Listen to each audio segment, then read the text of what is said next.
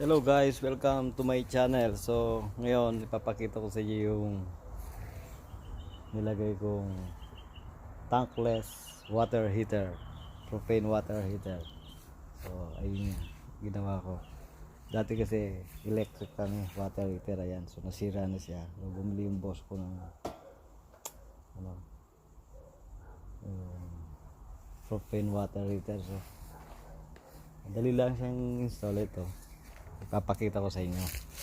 Ayan na. So yung hindi ko pala nakasubscribe sa akin channel, don't forget to subscribe and click notification bell. Click like and comment na rin baka meron kayong gusto.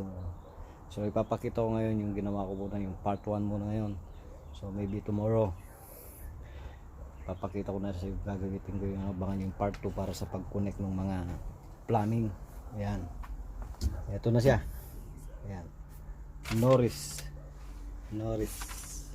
ang brand niya, water heater. Ayan. So ginawan ko siya ng bahay niya. Ayan. So yung roof niya meron na ako. Ayan na, ilalagay ko na lang yung roof.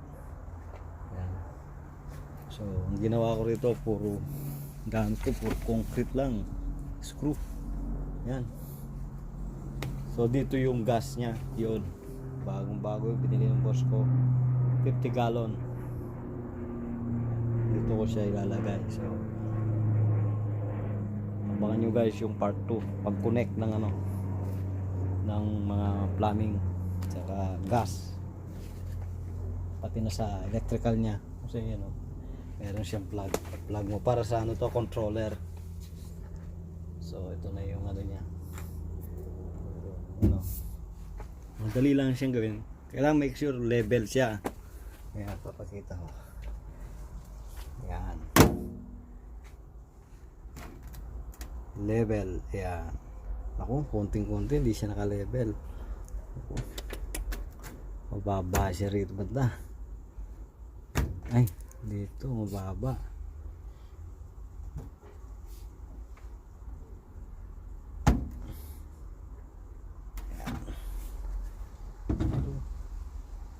Level na siya nini. Ayan. Okay. Ayan siya. Kailangan level siya guys. Madali lang siyang install. Hindi nyo na kailangan kumuha ng ng plumber, electrician, mag-install kahit kayo kaya nyo gawin. Ayan. Madali lang siya. Ihang mo lang siya. Ayan. So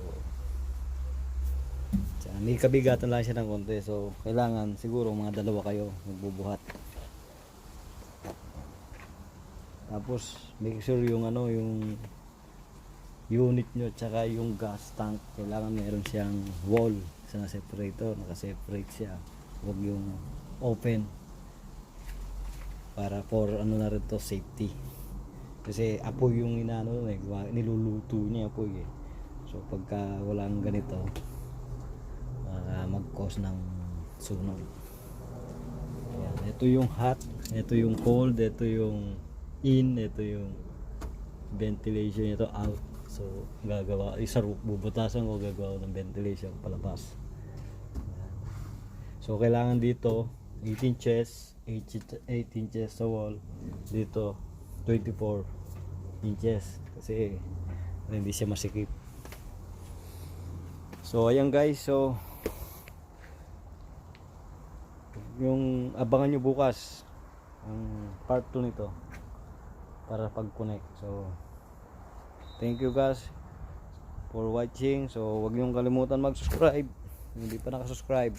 So sa other day naman, ang next day siguro, maybe next week, yung naman ang gagawin ko, yung gate opener, solar na, hindi na electrical, solar gate opener. So okay guys, thank you for watching.